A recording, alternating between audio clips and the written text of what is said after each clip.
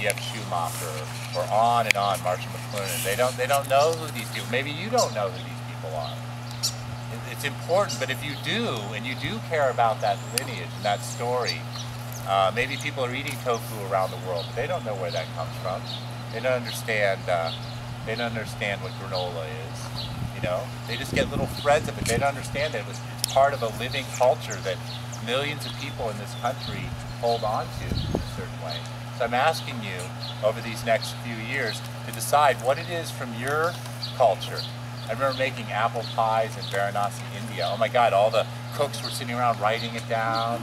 And I felt like I was doing this incredible emissary work of spreading, you know, American pie, you know, around the world. So I ask of you really, what is it that's important? And I've seen so many things just die just in my life, you know, the mugwort pillows, we'll talk a little about that in a little while, that no one in this circle earlier today had ever made, you know, or even heard of. It's just so sad. These things are so important because these are the things that are going to keep us strong in these coming times. You know, as much as we're going to be strong together, you've got to be able to be strong away from each other.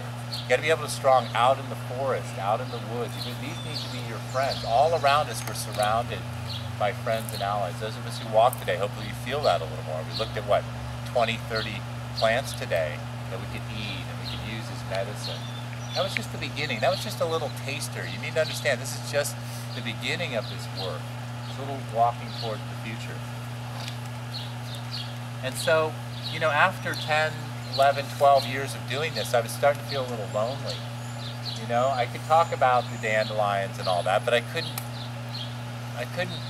get a lot of people following me as I linked up, you know, what it was like to be with the sangomas in Africa compared to the vejas in India, compared to the ayahuasqueros in Peru. People couldn't follow me. They hadn't been there.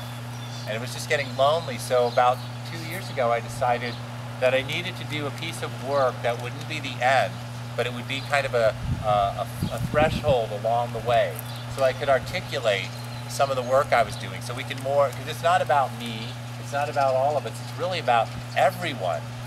You know, anytime I get at least this close with everyone, and maybe you haven't heard this one yet, but you know, we all were enlightened already.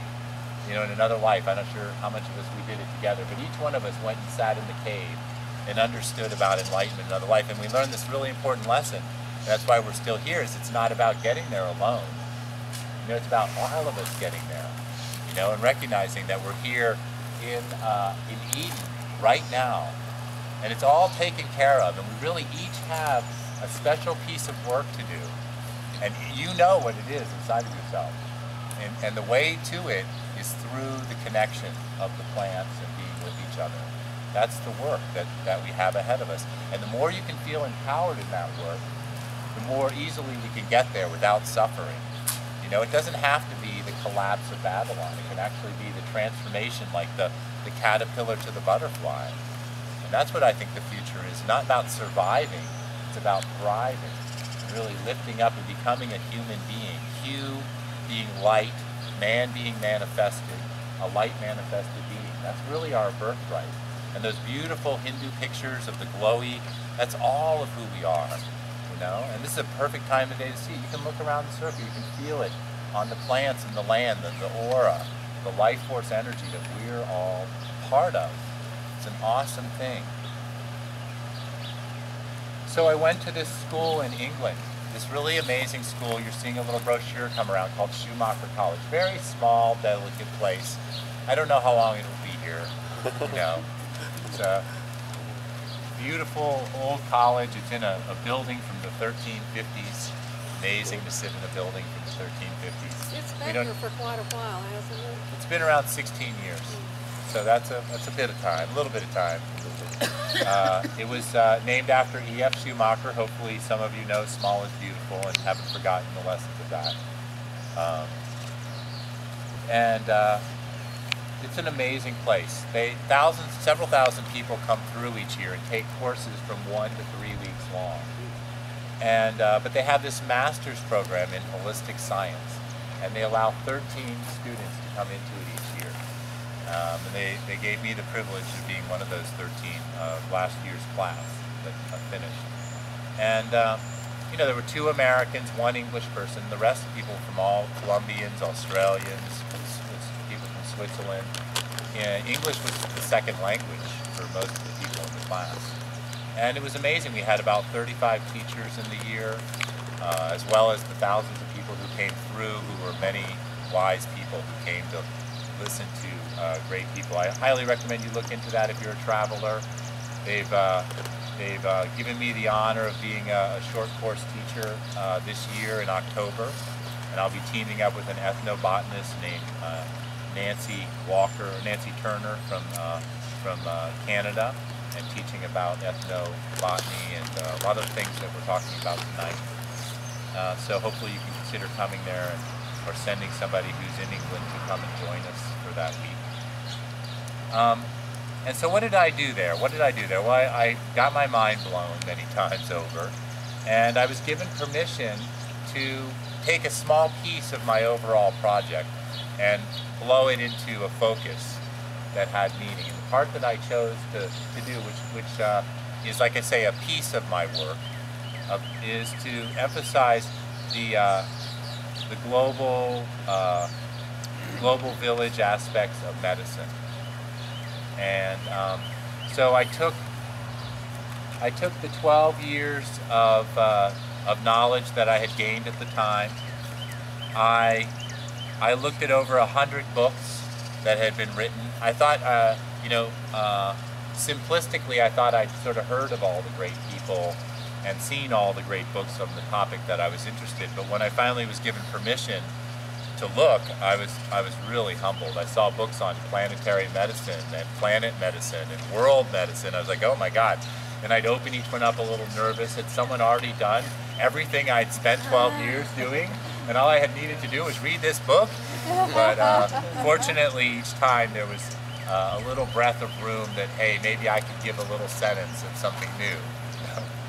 So, and then I interviewed 6 famous herbalists and plant people from the United States and the United Kingdom, and asked them their opinions about what was happening, with the plants in the world and the renaissance, or the herbal explosion that's going on, where it's $17 billion a year now spent on herbal medicines in this country.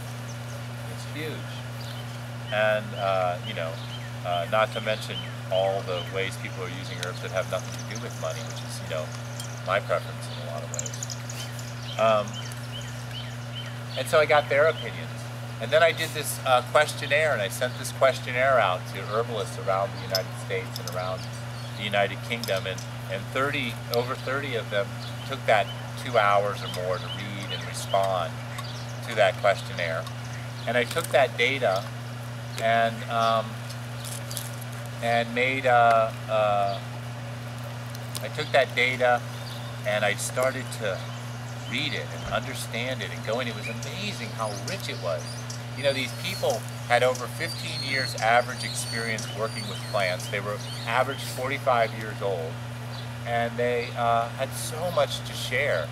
Wow, it was amazing. I was so humbled, and I realized that my master's thesis would only cover one little thread of it. And so in this book that is coming around, that's a copy of my thesis, it's right there, I put all the data in there, hoping that those of you who are into that kind of knowledge will glean more to tell us from this information. And so I took some time to bring out what I could from the data, and I want to mention a few of those things tonight so you can get a sense of what that's about. And I also realized that we had some work to do that needed to begin now. And so, as much as I'd like people to think, oh, this is a great book for historically, the reality is that I think it's a book that's valuable for probably the next 3 years. And we can either listen to it, and we can try to answer the questions it brings up. We can try to implement some of the ideas it proposes, or not, and go a separate way, and then its time will be over, and some other thoughts and other insights will be needed.